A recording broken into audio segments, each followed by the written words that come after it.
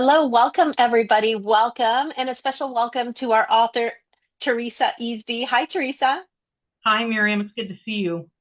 So good to see you again. We're here celebrating you on your second children's book. Congratulations. Thank you. I'm really excited about it. Oh, please tell everybody the name of this new book. This book is called Cowboy Dreams of a Home. So nice. Can you tell us a little bit about what the book is about and who it's for? Yeah, absolutely. The book is about a horse, cowboy, who has been a successful competitor in horse shows for a number of years, and but then as he ages, he starts not winning as often, and he ends up getting traded from owner to owner. And through this process, he begins to feel like he has diminished worth. Mm, And he starts dreaming of getting to an owner that will keep him forever. mm, So he ends up at a rescue and discovers some things about what his concept of a forever home is, some surprising things about it. And I'll kind of leave it there for now. But the book is a complement to the first book in the series. The first book, Test Dreams of a Horse, was written from a little girl's perspective. She wanted a horse and she ends up meeting Cowboy. And this book, Cowboy Dreams of a Home, is that same story written from the horse's perspective.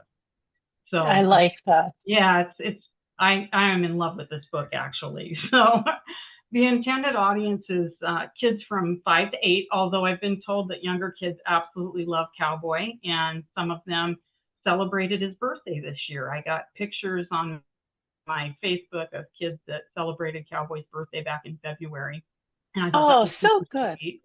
And then there was somebody else sent me something. They'd taken a picture of a white horse in a field that they drove by, and their son was just convinced that it was Cowboy come to visit. So I don't know. That just makes it. That just touches your heart and makes it all so worthwhile. Yes. Oh, it sounds like you're really enjoying your life as a children's book author. I do. It's my opportunity to be creative, and my normal work life. I'm not very creative. It's all numbers, and So Yes, this is a great outlet for me. that's so good. And I love that we see the different perspectives now in your book series, Mm-hmm. one from the little girl and one from the horse. How special is that? It's great. What, yes, Teresa, what is it that you hope parents and kids will take away from this new book? Well, the message of this book is about home, what home is, and Mhm. that home isn't a geographical location. It's not the house you live in. It's not the creature comforts that you have. Home is who you spend your time with.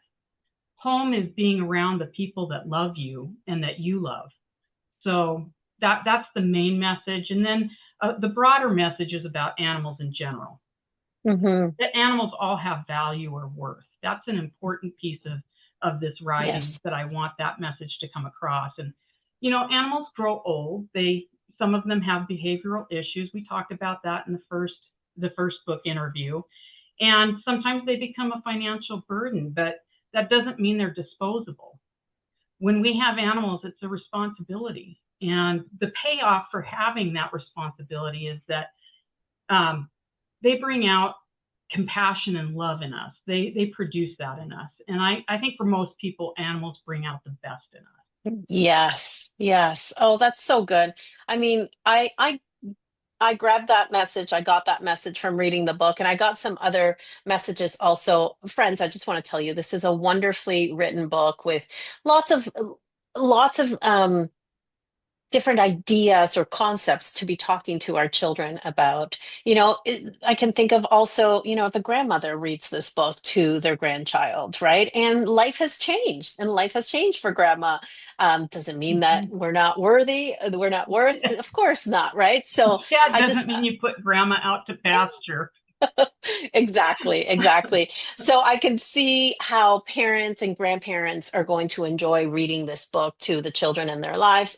Of course, schools also, many other places. Okay, so this is the second book in the series. Do you have the first book with you, by the way?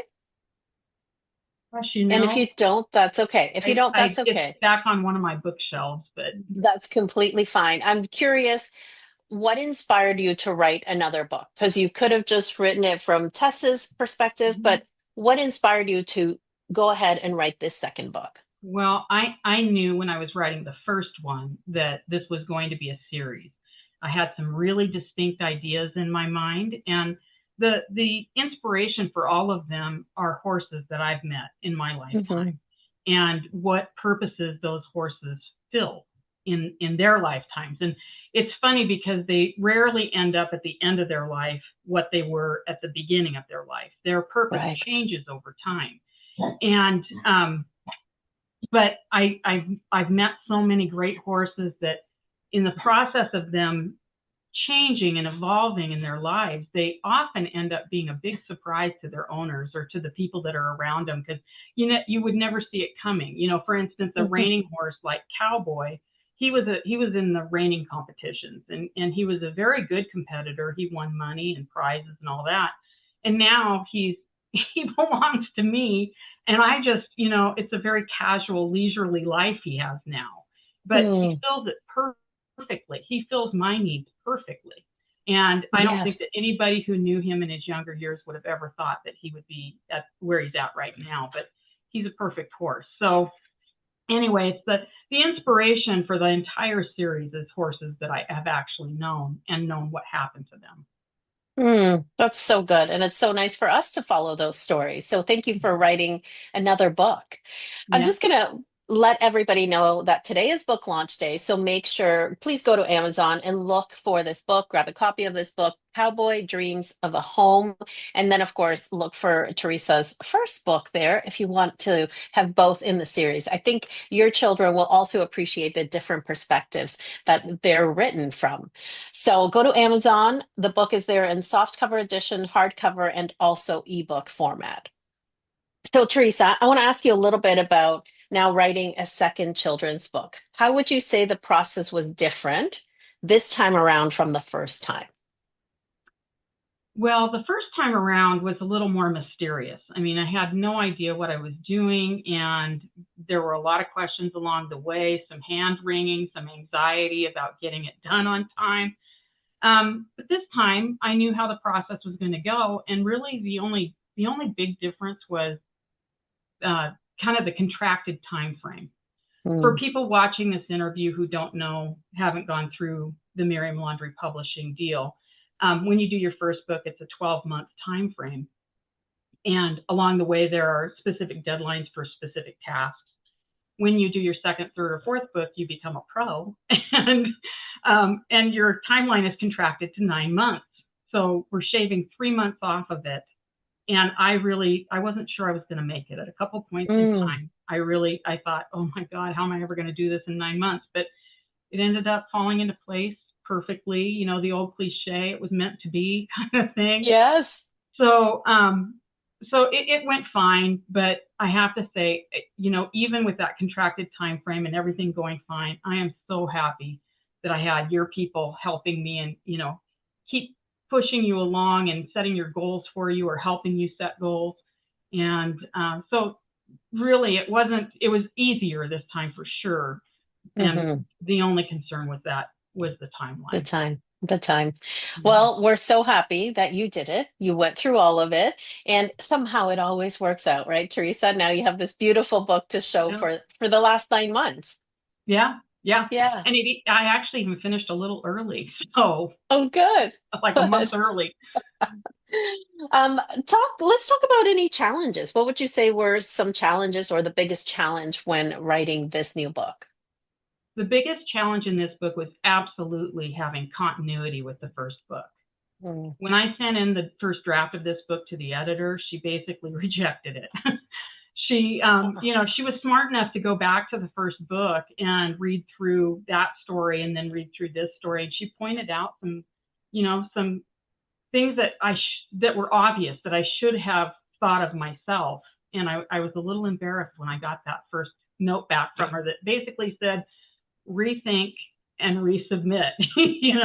You have to line this up with certain pieces of that first book so it makes sense if Mm. somebody's reading them right in a row. I I had 9 months from the first book to the second one where I kind of forgot some of those pieces of the first book. So Right. anyway, but she Right. did a fabulous job when I rethought the book and rewrote it with those areas in mind, making sure that they tied together. It ended up being a better book, and that's kind of Yes. the point of having an editor, is that they help you Yes. make a better product. And she is fabulous. Don't ever get rid of her. I will not. I was going to say, sounds like a good editor. Of course, yes. And I think that's really, I'm so glad that you shared that, because there may be an author watching who is doing a second book in their series. Definitely, that's something that we could easily miss because we're working on the next thing, things are busy, but to actually stop and think about how they connect and having that continuity.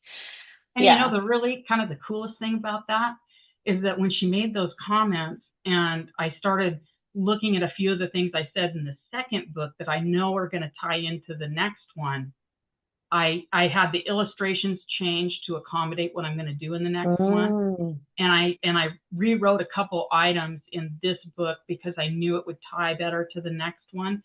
So, it was absolutely fabulous advice. I'm glad she did it. Yes. Oh, I'm glad. And now you've just hinted there will be a third book. We want, I don't know if you want to share anything, but of course we'll be watching and we want to know more. We want to know I more. I absolutely will share a little tidbit. There is two scenes in this second book that will be repeated in the third book. There's a character in Okay. this second book that will be the main character of the next one, and Okay. it's not a character that's like boom, they're right there. Oh yeah, that's going to be the one. No, it's somebody off in the background, but Okay. they'll be the character of the next book. Ooh, a little teaser. That's so good. Thank you. So you had the same illustrator for the second Yep, book. yep. Okay, tell us a little bit about her because she it's just beautiful. They look so beautiful. I love this illustrator. I mean, we get along and we think along the same lines. She did the first book, and so having her do the second book brings consistency, which is awesome. And I've Hmm. talked with her about the idea that I'm thinking this is going to be a 6 book series at least. So she's Hmm. on board to do all of them, so we have that consistency over time. But Good. I picked her because I looked at her illustrations online, and I picked her because of how she does horses. I mean, I just think that she captures some of the emotion about it, and it's just, and they're cute. They're just cute drawings. And when I see how she draws Cowboy, who I have, personal knowledge of, I just love the way she depicts him. But so she, this time was easier because she already knew how to illustrate that main character, and a lot of the other things that were going on in the story were kind of remnants from the first book. So it wasn't like she had to come up with a lot of new material. But we had to fill in some other animals. So I sent her pictures of other horses that will be in this series. So there's some scenes where the other horses are in the pasture. And I sent her pictures of my 2 Great Danes so they could be in the book. Hmm. Shout out to the dogs. Yes. And she put in a cat that I told her I wanted in the book. So these are all, that's a wonderful part about all this, is that I get to put in these little bits and pieces of my life and make them into a kid's book.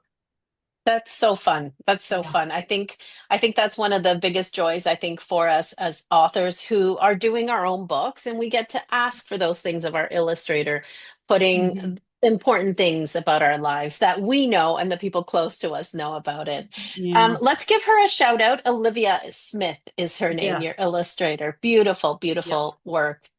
So, how does it feel now for you, Teresa, having another children's book out in the world?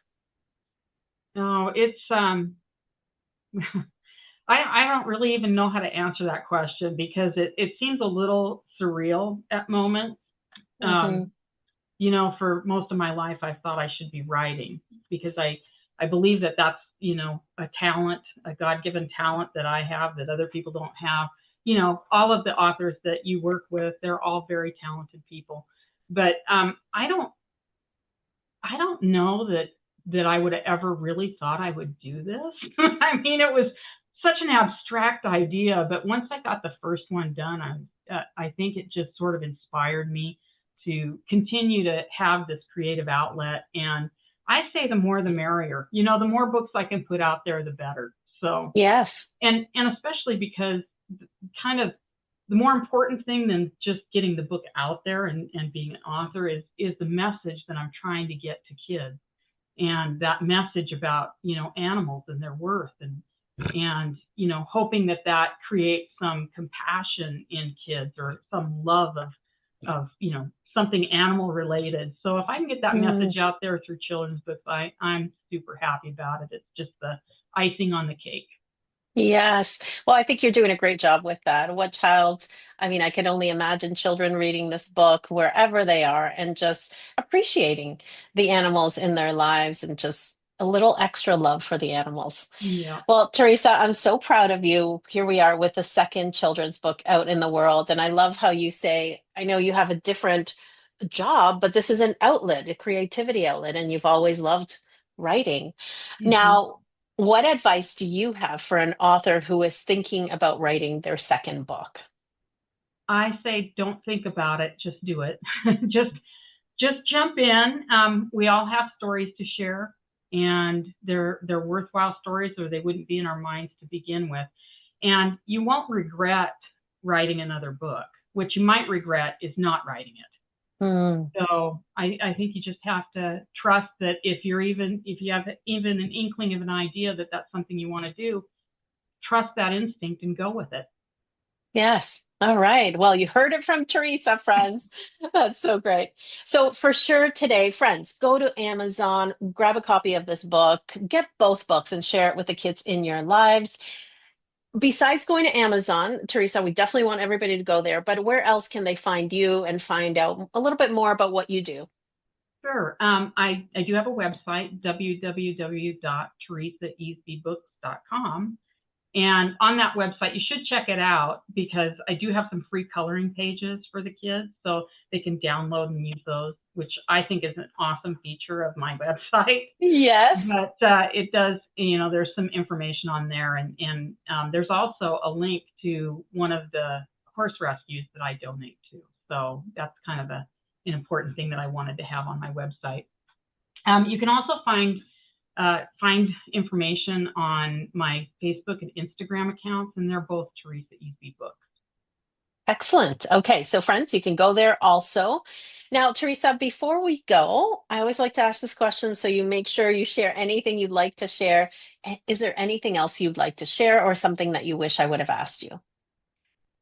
No, everything you asked was perfect, but yes, I will share a couple of other things. And the first one is, please consider donating to animal causes, because you know, a lot of very worthwhile organizations need help financially to keep helping animals, and I think that's really an important thing.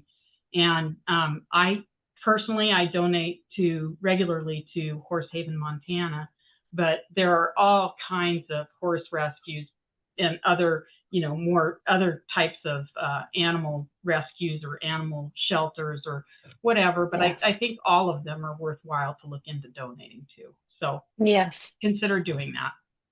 And then the other thing I wanted to say, the last thing I wanted to say, is basically just a heartfelt thank you. Miriam Laundry Publishing, everybody you've got working for you is Mm. so talented and so helpful, from the editor to a book design to administrative tasks. They all have a role to play, and they do it beautifully. And I love every one of them that I've met. So Hmm. thank you. Thank you from the bottom of my heart. Oh, we appreciate you, Teresa. You're easy to work with, and we love your books. So thank you for writing them. And we look forward to more books out in the world about the horses. I don't, like you said, it's not always going to be about Cowboy, but she's given us some hints that there will be other main characters. We love that. So, friends, the best thing that we could do is support our authors. Please go buy a copy of Teresa's book. Also, think about donating to the causes, to animal causes. I think that's a great thing that you've just added there, Teresa. We know that you do, and we can be doing that also. We can also be doing that with our children, our grandchildren, showing them what we're doing to take care of our animals. Thank you so much for watching, everybody. And Teresa, it's been a pleasure again. Thank you, Miriam.